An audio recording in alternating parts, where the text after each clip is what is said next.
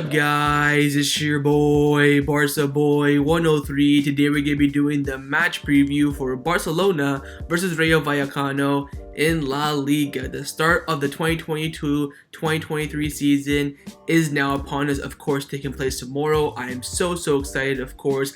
Big season ahead for Barcelona. A lot of investment in the summer, a lot of pressure on Xavi and the players as well. But the journey to start in the league would, of course, be one of the priorities for Barcelona to win this season against Rayo Vallecano, and of course, nothing but the 3 points in this match. But before we get into it, make sure you guys smash that like button down below. Let's try to get to 300 likes this video. Be very much appreciated. Also, if you're new, make sure you subscribe down below if you haven't already, and let's get into it. Kickoff time for this match will be taking place at 9 p.m. local time, so of course your regular kickoff time in La Liga, and this match will be taking place at the beautiful Camp Nou. A big crowd is expected for this match, and the referee for this match has also been confirmed. On the pitch, it will be Alejandro Hernandez. On the VAR, it will be Iglesia Villanueva. Let's start off by taking a look ahead at Barcelona's first 10 games in the league. Of course, during this time in the video, I would take a look at the league table, analyze and say where we're at, but of course, everyone's currently sat on 0 points. There's no point whatsoever in doing that. But first, let's take a look at the big teams and who they'll be facing this weekend. And keep in mind, they're all playing away from home. While Barcelona, of course, are at home. Sevilla play away to Osasuna today. Real Madrid travel to Almeria, and Atletico Madrid will be traveling away to Getafe. I think that Getafe Atletico Madrid match could be a banana scan. I think Real Madrid will win comfortably, and Sevilla, of course, should be winning comfortably as well, though Osasuna are still very, low-key strong team. Those are the top games for this weekend. Of course, again, they're all away, giving Barcelona already the big advantage. But let's now take a look at Barcelona's first 10 league matches of the season, and it is a very difficult run. Firstly, Rayo Vallecano at home, Real Sociedad at the Anoeta, very difficult. Real Valladolid at home, Sevilla away, Ramon Sanchez Pizjuan, Cadiz away, which we've never won yet, Elche at home, Real Mallorca away, Celta Vigo at home, Real Madrid away at the Santiago Bernabeu, and then Villarreal at home. And look at the 11th and 12th match, Athletic Club at home, and then Valencia away. From now until October, Barcelona have a very difficult run. We face all the big teams except for Atletico Madrid, and I do believe that right after the Valencia match as well. So first 12 games for Barcelona, very difficult. You look at the positive side, saying that, we're going to Anoeta, Ramon Sanchez Pizjuan, Santiago Bernabeu, Mestalla, 4 very difficult stadiums already in the first 10 games, because you knock those off quickly, get them over with. But of course, starting off the right foot will be important. 10 games, I'm expecting 7 to 8 wins. If we get anything under that, we're underperforming, especially with the squad that we currently have. We're going to see us dropping points. Of course, Real Madrid, Clasico, you never know. Keep your eyes on that Cadiz Sevilla back-to-back match. I would keep your eyes on that one for sure. I think that run right there at the end of October, Real Madrid, Villarreal, Athletic Club, Valencia, is going to be a huge banana skin opportunity. Even Celta Vigo at home will be difficult. I think that where the Barcelona can pick up the points is Elche at home, Real Mallorca away. That should be, some game where Xavi can make some rotation, get 6 points on the board. But again, very difficult run. All I say is this: if Barcelona walk away in the advantage, I would say 7+ wins, we're going to be looking good for that league title. Of course, depends on what Real Madrid do, and Atletico Madrid and Sevilla, maybe, Real Betis or Real Sociedad or Valencia, Villarreal as, a dark horse team. But again, I think 7 or 8 wins will put Barcelona in a good place to win the league title. Let's now take a look at our opponents in Rayo Vallecano. Now, of course, with this being the first game of the season, it'll be difficult to do an analysis over their, team performances. I'm not going to go deep diving their preseason. I got no time for that. Let's take a quick look at them, some dangerous players, and of course, our previous matches against the team. Firstly, in preseason, they've done alright against 0-0 draw with Valladolid, draw away at Manchester United. They beat Leganes, a draw with Birmingham, a win against Sheffield Wednesday, 3-0 loss against Freiburg. I mean, preseason, you can't really take that into account too much. You can look at the United game away at Old Trafford, getting a 1-1 result is very good. We all know for a fact that United put a strong team out as well. Ronaldo was playing for 45 minutes, so you can take that into consideration, so to speak. But overall, you got to take a look at more so the system, the style of the manager, and of course the players. Their manager, Andoni Iraola, is a very experienced manager in La Liga. Plays a very defensive system, of course, with a team like Rayo Vallecano. You kind of expect that. But let's look at the players to look out for the Rayo Vallecano team. They have some dangerous players. Firstly, Dimitrievski in goal. We used to be living with him a lot back back in January. Very, very solid goalkeeper. They also signed Diego Lopez from Espanyol as well, so now they have a good backup goalkeeper as well. They played the season last season with their center back Cantania. Very, very strong through the whole entire season last season. Very, very consistent as well. Their captain midfield, Triguero, is always very strong. Bebe, the winger, always dangerous as well. Inteka as well up front is very, very strong striker. Last season he did very, very well. Of course, the player to look out for them is Radamel Falcao, their star striker. And their signing of the summer, in my opinion, is the French center back who come in on loan from Alaves, Lejeune. Very, very experienced, played for Newcastle, I believe, in the Premier League. So again, a lot of players that can, bring the whole entire team together. You have experience, versatility, veterans, young players, bring that all together. They can put in a shift in La Liga. But the most important thing that I do want to take a look at is our last 2 games against Rayo Vallecano last season. Of course, we played them twice, home and away, where Barcelona lost both matches. Firstly, in October, 1-0 loss away from home. Radamel Falcao goal in the first half, and of course, this is the match that got Ronald Koeman sacked as the Barcelona manager. Look at the lineup, how times have changed. Ter Stegen, Des, Pique, Eric Garcia, Jordi Alba, Roberto midfield, Busquets, Nico, Memphis, Kun Agüero, and Coutinho. I don't even want to remember this game. We lost 1-0, and of course, Koeman did get sacked. But of course, the last time we played Rayo Vallecano with Xavi, we also did lose 1-0. Alvaro Garcia got an early goal in the first half, and then after that, we could not break Rayo Vallecano get down. The lineup was Ter Stegen in goal, back four of Des, Araujo, Eric Garcia, Jordi Alba, midfield 3 of Busquets, Gavi, and De Jong, front 3 of Dembele, Aubameyang, and Ferran Torres, and we still have not scored a goal against Rayo Vallecano in the past year. That's why this game will be very, very difficult and very, very unpredictable as well. Barcelona have to be very, very strong, finish their chances, create chances, be aggressive, have a good press, and of course be very, very strong in defense as well. And before we get into the press conference reaction of Xavi Hernandez, I do want to give you guys an update on the whole entire saga over the past 24 hours about the registration and also about the activation of the 4th emergency lever as well. Now, firstly, today there will be, or they're planning to be, 2 exits from Barcelona. One of them you already know about, Nico. This afternoon, Barcelona make official announcement regarding Nico and his loan move to Valencia for 1 season, coming from Gerard Romero. Again, we already knew that. He wanted to play for Valencia this weekend as well. They need to register him. Therefore, his official announcement will be coming today. But also, we could get an official announcement for another exit, not Braithwaite Titi, unfortunately, but another loan in Alex Collado. Alberto Rocamerlivo came out saying that today they want to close Alex Collado's loan move to Elche. It will be a simple loan, no buy option, and the intention is that the player travels to Elche today and will no longer train with Barcelona. Debut could be on Monday. So again, Barcelona working on 2 exits today in Nico and Collado. Both loans, both simple operations should get done. But let's not discuss the registration saga, because over the past 24 hours, it's been absolutely all over the place, and I will cover everything. I feel like the whole entire journey is quite interesting to understand. Now, firstly, there have been some changes in Barcelona's registration so far in the past 24 hours that is confirmed, and that is that Memphis Depay has changed his number from 25 to 14. He's taking the number of Nico, and Piange will be getting number 16. Of course, Piange we already knew about number 16, but Depay taking 14 does mean that at the moment his exit to Juventus not quite imminent. He will be part of the squad list later on today, hopefully. Number 14, no number 25 for him, and that's the only 2 things so far that is confirmed at this stage. But of course, registration news has been all over the place. It started last night. Sport came out saying that both Barcelona and La Liga believe that everything will be completed regarding the registration tomorrow, today. Official announcement will be made, of course, tomorrow as well. Cutrone came out saying that at the moment, everything's going right on track with Barcelona to register all the new signs before Saturday. Then Code came out saying that Barcelona having problems with activating the 4th lever,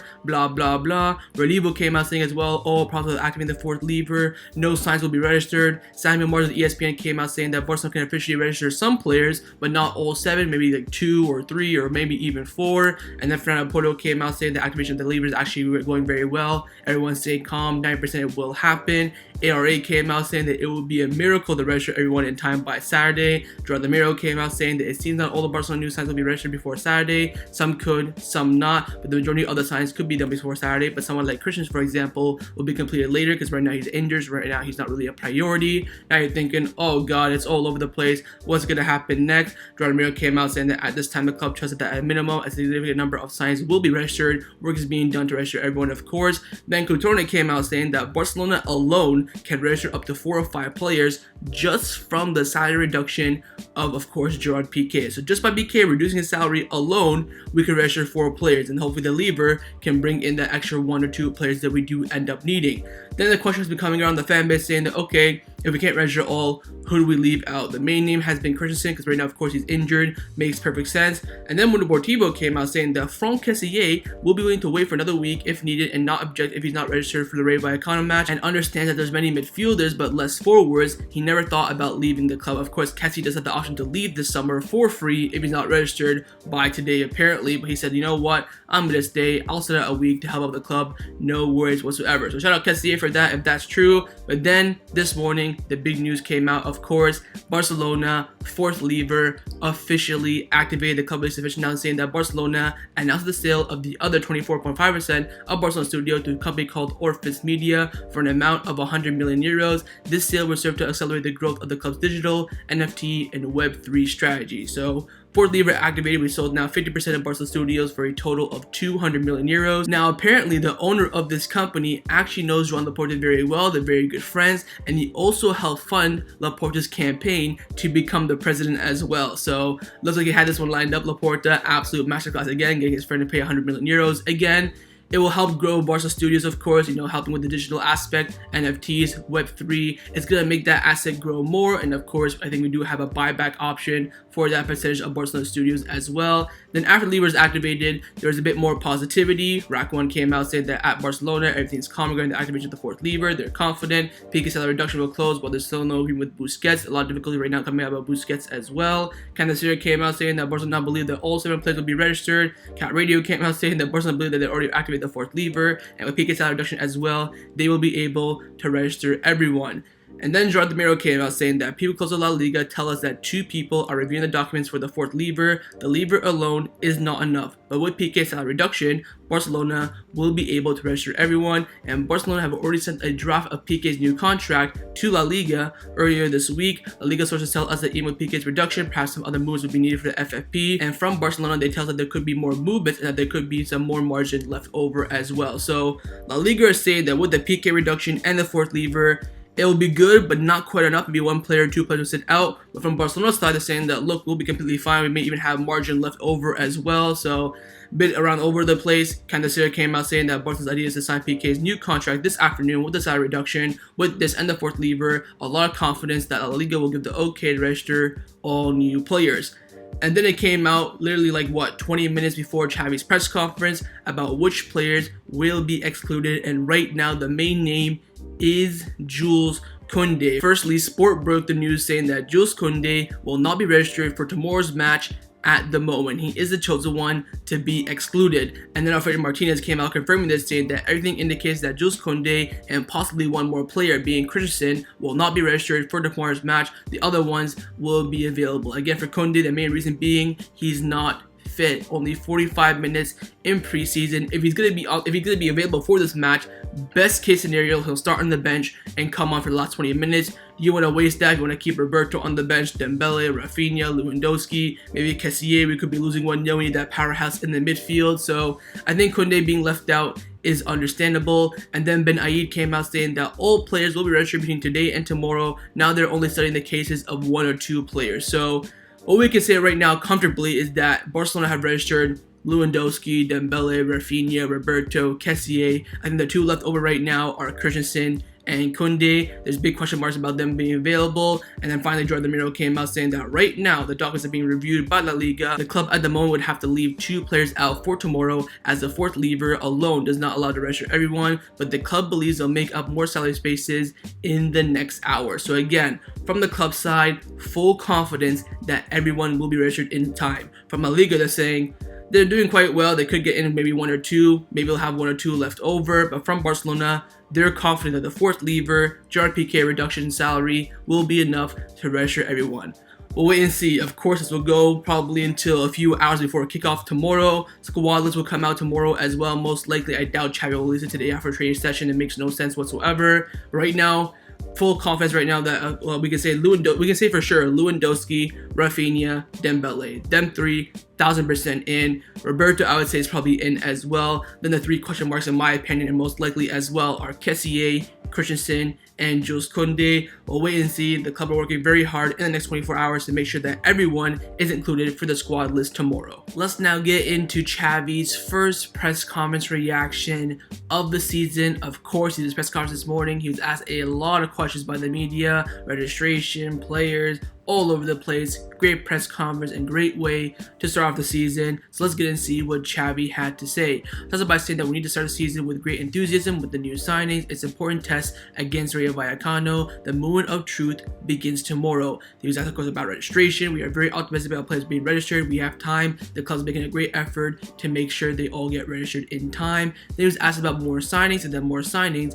We're still planning, and we'll see until August 31st. There must be departures for there to be new signings, and until then, there will be work. We will work to have a competitive team for this season. He was then asked about the situation of Pierre-Emerick Aubameyang. Now, before the press conference, it's being reported that Barcelona will let Aubameyang leave if an offer comes in for around 25 million euros. Chelsea currently offering around 10 or 12. Aubameyang's perspective, he will leave if Barcelona tell him to go. Otherwise, he's happy to stay. Xavi was asked about him. He said that, look, on Aubameyang, I'm counting on him. Those I don't count on already know they're not going to play. A lot of things can happen between now and August 31st, but I am delighted with Pierre-Emerick Aubameyang. He's asked the same question about Frankie de Jong on his future. That, look, Frankie de Jong is important for me. He's in the squad, and that's it. Until August 31st, we'll see, because the market is still open, and we don't know what's going to happen. Now, during this exact moment of the press conference, there were reports coming out saying from Juan Martin from Relivo, who was actually in the press conference as well. He came out saying that La Liga have just approved the 4th lever for Barcelona.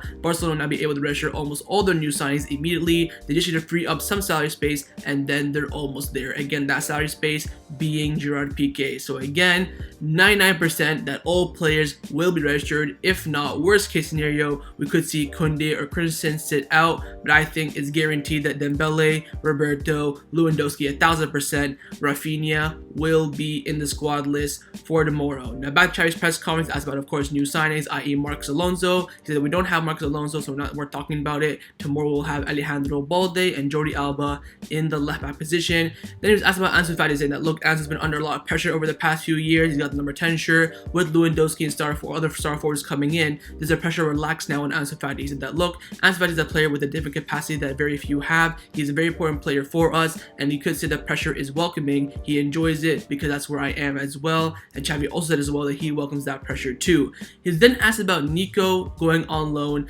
to Valencia. Of course, not officially confirmed yet by Valencia or Barcelona, but everyone in the world knows what's going to happen. Xavi said this, and I found this very interesting. He came out saying that Nico spoke to me a few weeks ago, asked me to leave because he always wanted to play, and I understood that. But at first, I told Nico that I wanted him to stay and that I liked him a lot and that he would get some minutes this season. And then 5 days ago, he insisted on his desire to leave, saying that he thought he could play regular minutes somewhere else, i.e. Valencia, and he has been brave, and I wish him the best in Valencia as well. So he's saying, look, I said no to Nico at first, but he kept on pushing. I said, you know what, this player's showing ambition, let's go, let him go out on loan and develop his game as well. He was then asked about who's going to be Busquets as a final question. Actually, he was asked about who's going to be Busquets the substitute. Of course, he said that, look, Busquets, undisputed starter, very, very important for my team. We also have Kessie, we also have de Jong who can play there as well. But then he said that Pjanic has convinced me and he's going to stay with us as the main backup to Busquets. So Xavi there confirming that Pjanic will be staying this summer for the rest of the season. Of course, salary reduction is already taken by Pjanic, and he will be the backup for Sergio Busquets. And that concluded Xavi's press conference reaction ahead of the big match against Rayo Vallecano tomorrow at a full Camp Nou. Let's now get into the lineup predictions. We'll start with the manager, of course, Xavi Hernandez. I'm going to try my best for this lineup. It will be very difficult to predict. The question is, of course, right now, who's going to be registered and who won't be, but of course, on the team that Xavi picks. But I do believe Xavi will pick the exact same lineup that started the match in the Joan Gamper last weekend. I think I'll go Ter Stegen in goal, a back four Roberto, Araujo, Eric Garcia, Alejandro Balde, midfield three of Busquets, Gavi, and Pedri, and a front three of Ousmane Dembele, Lewandowski, and Raphinha. Starting off in the back five, I think if Christensen is registered and fit, I think he could start. I think he'll probably most likely bench Roberto, put Araujo right back, but I feel like Araujo is very wasted at right back against a team like Rayo Vallecano. I'm not quite too sure, but I do have a feeling if that Christensen is fit, registered, and ready to go, he will start this match. And also, of course, the big question in defense, Alejandro Balde. Reports in the media are saying that Alejandro Balde is fitter than Jordi Alba. Jordi Alba right now is still not 100% fit. Xavi could start Jordi Alba. I think if there's one change to this lineup, he will be starting Jordi Alba. But I have a feeling he'll stick with the same lineup that started that John Gamper match again. Midfield 3, Busquets, Gavi, Pedri. You could chuck in Kessie. You could chuck in Frankie de Jong. But again, I think he'll stick with that same consistency. And of course, up front, no doubt the most sure part of the team, Dembele, Lewandowski, and Raphinha. Now, of course, Dembele and Raphinha will be interchanging left, right, and center. But usually, Dembele starts on the right and Raphinha starts on the left. And that's the lineup that I believe that Xavi Hernandez will select for this match. But of course, let me know down in the comments below what you think Xavi will go with. Now I'm going to show you guys my lineup, what I would do if I was the Barcelona coach, and I did make a few changes from Xavi's lineup. I've gone with this lineup on the screen right now. I've gone with Ter Stegen in goal, a back four of Des, Araujo, Eric Garcia, Alejandro Balde, midfield 3 of Busquets, de Jong, and Pedri, and a front 3 of Ousmane Dembele, Robert Lewandowski, and Raphinha. So from Xavi's lineup, 2 changes. Firstly, I have put ahead Des ahead of Roberto. Now, depending if Xavi wants to play that inverted fullback in the midfield, then of course I'd rather go with Roberto. But I feel like Des needs to grow. Of course, he has a lot of potential. He's going to be taking over Roberto. Roberto's got maybe 1-2 years max. I want to see Des get minutes week in, week out, and we're better to play him against Rayo Vallecano at home. Play their lesser team, of course, he will be dangerous. He will have some opportunities to defend and attack, show some skills, and of course, develop in my opinion. But the big change is I have put Frankie de Jong in the midfield.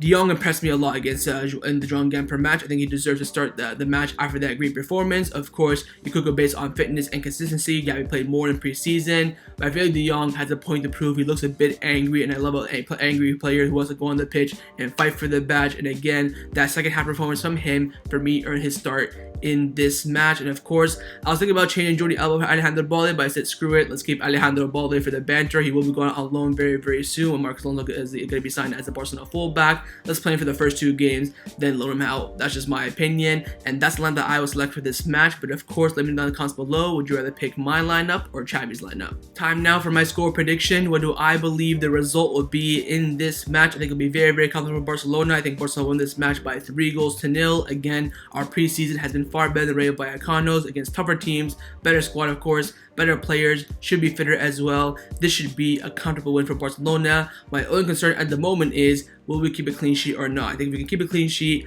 first game will show some great, promise. The defense will be very, very strong. If we concede, of course, no worries. But again, we'll look good on paper. I feel like 3-0, perfect, first game of the season. Of course, last season, I think it was Real Sociedad at home. It was 4-2. We did look a bit rusty in the last 10-15 minutes. I think it was Oyarzabal who scored like 2 goals, a free kick and stuff. You look at Barcelona, oh, we played well, but we conceded 2 goals. I want no cons in this match, no negativity whatsoever. 3-0. Be strong, keep a clean sheet. I think Barcelona will win this match by 3-0. And of course, let me know your score predictions down in the comments below. So that was my match preview for Barcelona versus Rayo Vallecano in La Liga. Hope you guys enjoyed this video. If you did, make sure to leave a like, and of course, leave me your thoughts down below in the comments on everything we discussed. But the main thing I want to know firstly is, of course, your score prediction, and secondly, on the lineups. Firstly, would you either pick my lineup or Xavi's lineup? What do you think Xavi would go with? What would you go with? You're the manager. Leave me all your thoughts down below. And of course, make sure you guys subscribe down below as well if you haven't already. And I'll see you guys tomorrow